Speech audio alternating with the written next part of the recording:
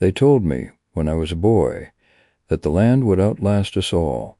My father said it like a prayer, not loud, not showy, but the sort of thing you say so the world has something to hold on to. "William," he'd tell me as we walked the furrows at dawn, his breath clouding in the cold like small ghosts, "the land don't lie. You work it, it feeds you. You sell it, you sell your name." I believed him the way a child believes a story told 1,000 times. I believed it until the belief grew heavy in my chest and became the backbone of my life. I was born in 1954 in a place that was too small for a name on many maps.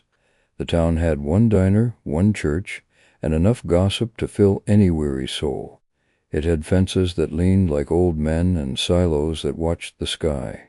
It had neighbors who traded favors and murmured condolences and watched each other's smoke plumes from porches. In that town, men measured themselves by what they could coax from the earth. We had no mansions, no stock portfolios. We had a farmhouse with drafty windows and 80 acres that had been in my family for generations. The land was thin, stubborn clay and rock in places, but it was ours. My mother could make a meal from a handful of flour and a stubborn will. My father's hands were a map of his life, cracked, stained, and precise. He taught me everything he meant to teach me, how to read a weather change in the sky, where the ground would hold moisture and where it would give up its soul for nothing. He taught me patience. He taught me that dignity is the quiet keeping of a promise. When he died, and the acres were my acres, I felt the weight of him like a pair of heavy gloves laid upon my shoulders. I married Margaret when I was young and thought the world was straightforward. She was the kind of woman who turned a house into a home without fuss. She could mend a shirt and a bruise with the same motion. She had a laugh that pushed the dark corners out of a room. She stood with me in the smallness of that house and made it large by love. Together we coaxed life out of that ground. We planted, we repaired, we argued over the right way to feed the cattle, and we reconciled over the way the sun set on the east side of the barn and painted everything gold. I would come in at dusk and find the kitchen lit and Margaret humming, her hand dusted with flour. Those evenings were the kind of balm you don't know you'll miss until it's gone. We had 3 children. Michael was first, eager, sharp, a boy who would watch you with the look of a man counting up numbers in his head. Even as a child, he wanted to know what things were worth, not just what they were.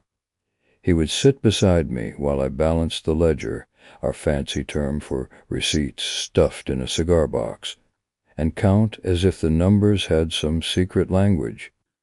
David came next, mild, smiling, the sort of boy who followed his brother's shadow and believed his brother's version of the world. Then Anna, my daughter, the softest thing I'd ever seen. She made paper flowers and left them in the milk pail, braided the dog's ears with ribbons, and filled the house with small, very human joys. For a long time it was perfect, in the ordinary way small, human lives become perfect, slow, stubborn, weathered. I thought then that if you worked hard enough, nothing could be taken from you. That stubbornness was my religion. If a fence fell, we rebuilt. If a winter failed the crops, we fed the cattle from the reserve and pieced things together. We were not well off, but we were steady. We had our rituals, the way the children would eat the first strawberries in June, the way Margaret would hum when she mended a sock, the way the 3 of them would race to catch frogs in the creek. I would sit on the sagging porch and watch and feel a kind of fierce gratitude that hardened into something like pride. This farm was my proof that I had kept my father's covenant. Then, slowly, and in ways that were impossible to see while you're inside the thing, the seams started to show. Michael went away to college on a string of work and on my loans, and on a promise I kept with the heel of my hand. I sold a tractor I'd fixed so it ran on hope, not money. I pawned my father's old gold watch, the one with the faded engraving, to pay for tuition. I told myself I was investing in the future. I told myself these were sacrifices a father made. The truth is, I wanted him to have more than his father had, to stand somewhere the air smelled like opportunities and not like manure, to wear shoes that weren't scuffed at the toes, to speak in sentences that suggested he could step beyond the borders of the town. He came home educated and sharp, and the way he carried himself changed the shape of our kitchen. He spoke of markets, of developers, of taxes and upward mobility, as if those words were spells that could transform the old house into something gleaming. Michael's questions, once small and curious, became demands. "Why should we keep this when someone will buy it for far more than we can ever earn?" he asked, more often than he smiled. He had the habit of looking at the fields with a man's appraisal. The rows were not a memory to him, but numbers in a column waiting to be tallied. David was quieter about it. He took his brother's words like a weathered coat, worn in and familiar. He wanted to please, and pleasing meant agreeing with Michael. Anna watched the two of them and kept secreting flowers into my shirt pocket. She was frightened by the hard edges developing in her brothers, and by the way the farm started to look like a ledger in their minds. The three of them had a different hunger. Michael's appetite was for more than soil. It was for proof that he could outgrow the modesty of his roots. David wanted his brother's approval. Anna wanted none of it in the way Michael wanted it. Margaret's death was the clearest, cruelest fault line. She had been our mediator, the voice that soothed the edges, the one who could bridge the practical and the sentimental. With her gone, I felt first a hollow, and then an absence, like a missing limb. The house grew colder. The Sundays curled and went into themselves. The children returned for the funeral, more out of obligation than grief, in a way that made my skin crawl. Michael's eyes were impatient. David's face looked like someone peering into fog. Anna cried in the church and clung to me until the preacher's words were only noise, and the ground itself seemed to open. After the funeral, life rearranged itself into a new silence. There were days of habit, the feeding, the chores, the small rituals Margaret had held together like stitches. But there were also new things, Michael's long meetings in the small town hall, David's less frequent visits, Anna's attempts at consolation that felt more like a bandage than a cure. Her absence of her voice allowed other voices to be louder. The boys' talk of selling the land shifted from hypothetical to an idea they could execute. The betrayal didn't happen with a dramatic shout or cinematic hiss. It was folded in paper and certain signatures. One evening they came, all three of them together, an image that should have been treasure and instead felt like a threat. Michael put a neat folder on the table like a blade. His face was practiced, like a man who'd rehearsed a performance. He had learned the art of being smooth. "Dad," he said, with that strange, cadenced confidence, "we've found a buyer. It's time. No one was supposed to sell Hazeland without my say. No one was supposed to put my name on a paper and sign away the life I had laid like bricks." I opened the folder, and my heart tried to step out of my chest. My name, my signature, there, scrawled in an imitation of my handwriting, signed on the dotted line.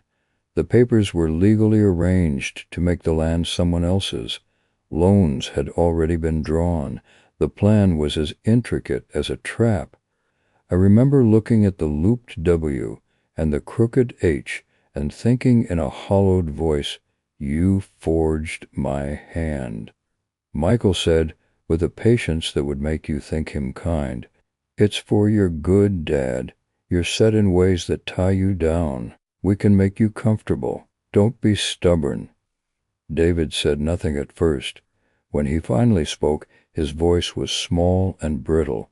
"It's time to let go, Dad." Anna stood with the same awkwardness you see in small things that tried to grow into grief. Her eyes were glassy, and she looked like a child in a theater who who had watched the curtain fall and didn't want to leave the seat. The first night after that meeting, I could not sleep. I walked the property until my legs shook, and the moon rose thin and indifferent above the fields. The betrayal felt ancient and new, like frost upon a tender shoot. My hands, the hands that had raised them, that had bled and blistered for bread and shelter, trembled not from age, but from the rawness of being used. I did not confront them.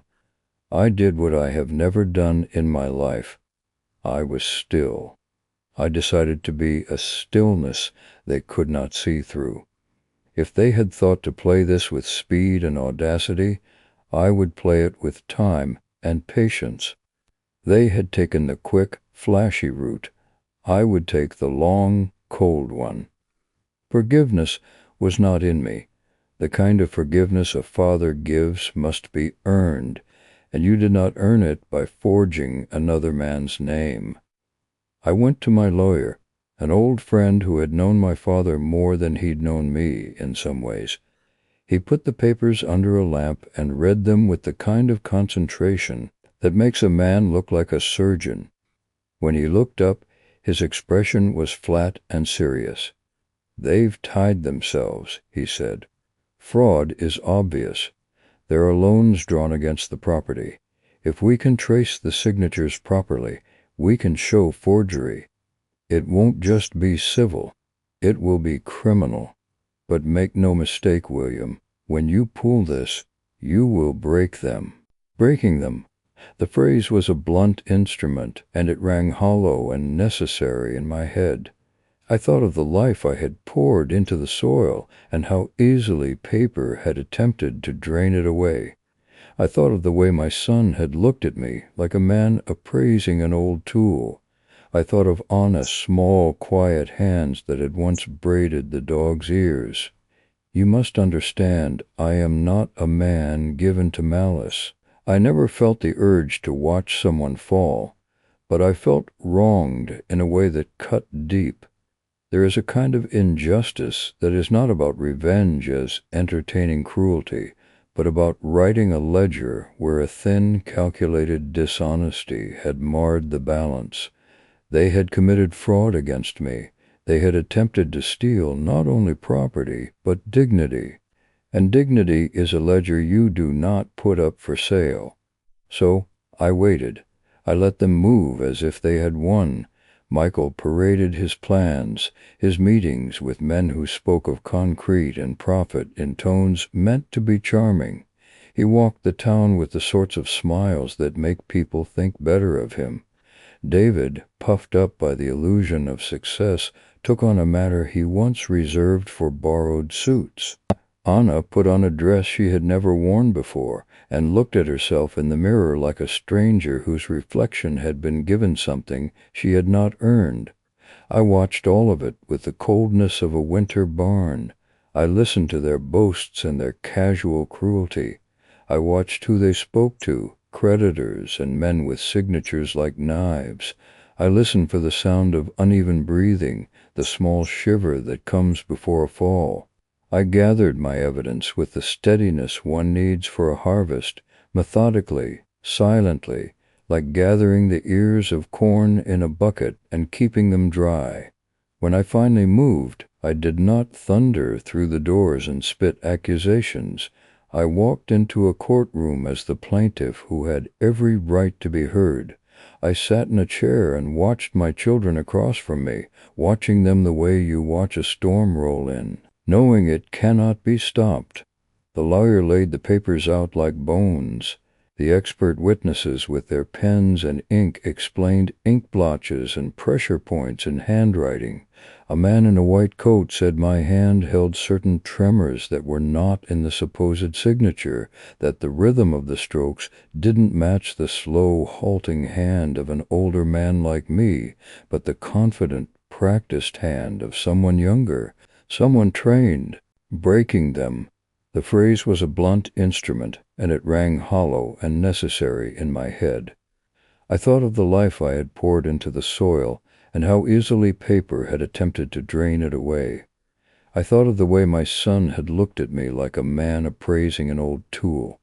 I thought of Anna's small, quiet hands that had once braided the dog's ears. You must understand, I am not a man given to malice. I never felt the urge to watch someone fall, but I felt wronged in a way that cut deep. There is a kind of injustice that is not about revenge as entertaining cruelty, but about writing a ledger where a thin, calculated dishonesty had marred the balance. They had committed fraud against me. They had attempted to steal not only property, but dignity. And dignity is a ledger you do not put up for sale. So I waited. I let them move as if they had won. Michael paraded his plans, his meetings with men who spoke of concrete and profit in tones meant to be charming. He walked the town with the sorts of smiles that make people think better of him. David, puffed up by the illusion of success, took on a manner he once reserved for borrowed suits. Anna put on a dress she had never worn before, and looked at herself in the mirror like a stranger whose reflection had been given something she had not earned. I watched all of it with the coldness of a winter barn. I listened to their boasts and their casual cruelty. I watched who they spoke to, creditors and men with signatures like knives.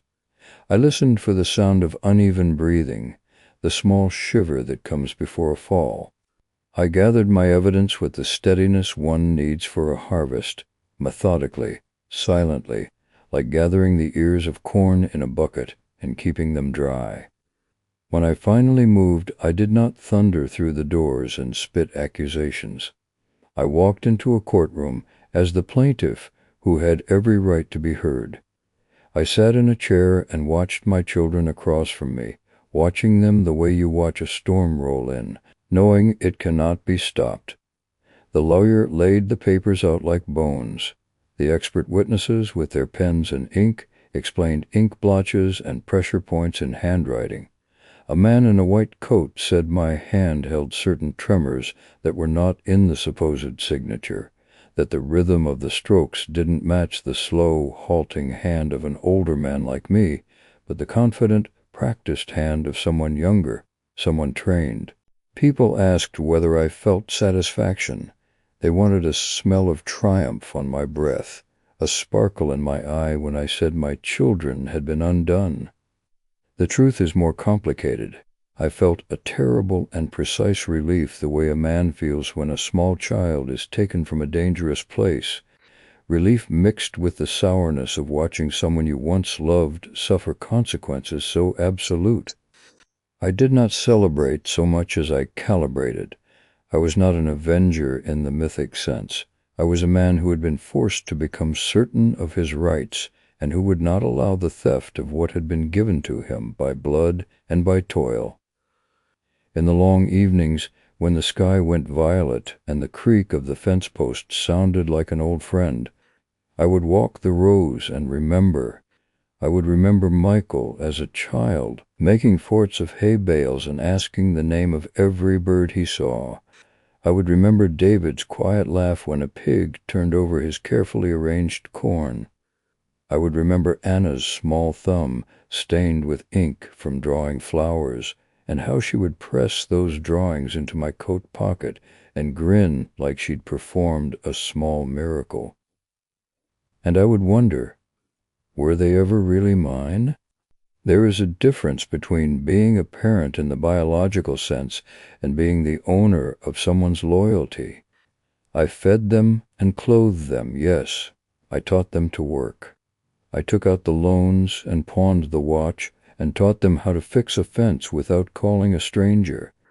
But the particular goods of the human heart, loyalty, gratitude, reverence, are not obligations that can be filed in a will. You can teach, but you cannot force the shape of another soul. They have not spoken to me much since.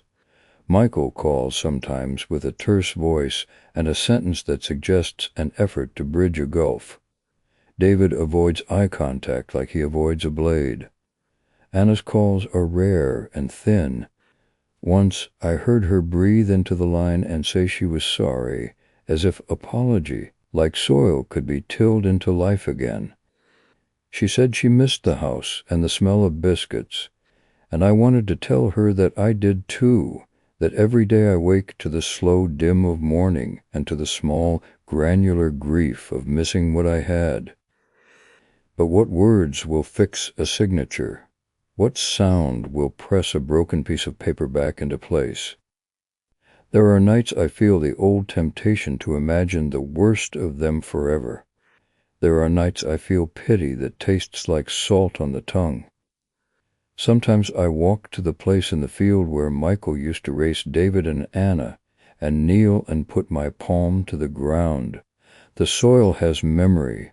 If you press your hand to it, if you are quiet, sometimes you can almost hear the faint echo of small feet running. That ghost comforts and it stabs. If there is a lesson in all of this, it is not a clean one. It is fractured like the lines in a plowed field. Do not mistake my actions for cruelty born of bloodlust. There is a practicalness to what I did that belongs to the work of farming. If a pest is eating your crop, you do not weep. You remove the pest. My children were not pests. They were my children.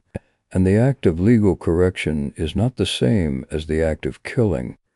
But when a man's life's work is stolen in a slow, civilized way, when betrayal hides itself under the soft hands of filial duty, you learn the hard lesson of how to be a protector of what remains.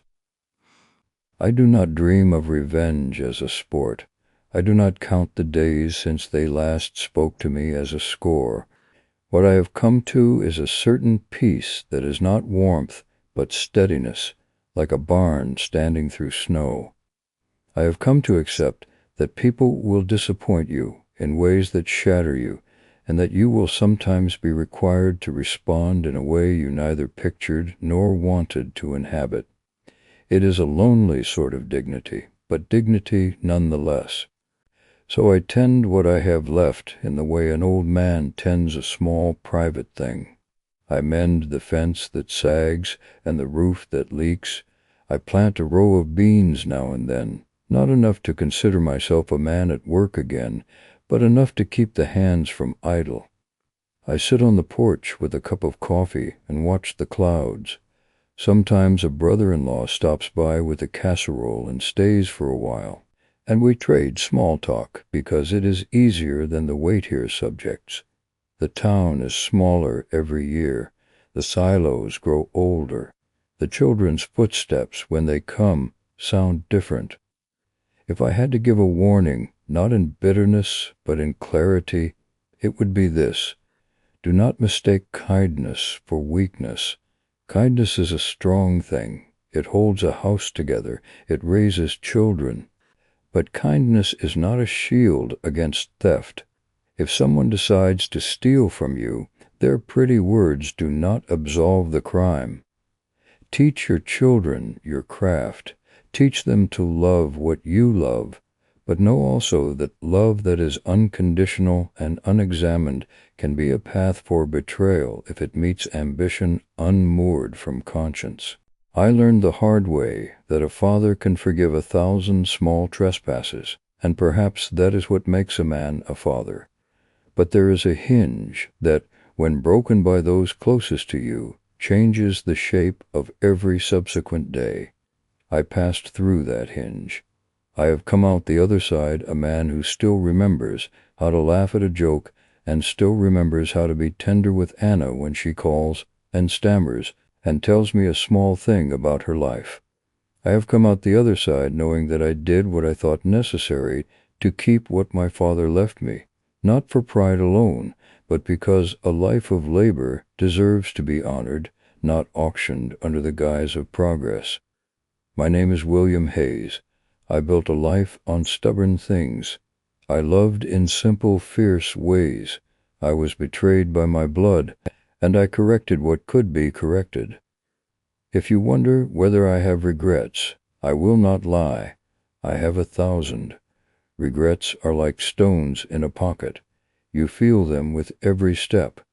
And yet, when the wind comes up across the fields and the corn whispers like old friends, I feel a small, stubborn satisfaction that some things remain where they ought to be. The farmhouse stands. The fences stand. The memory of Margaret hangs like a ribbon across all of it, unpriced and unblemished. If nothing else, if no one else remembers this story with the nuance of 1,000 small regrets and a hard-won peace, remember this line I keep for myself when the nights are clear and the air smells of next year's promise. Never mistake kindness for weakness. Guard what you cherish with eyes open, and do not be surprised when the world asks more of you than you thought you could give.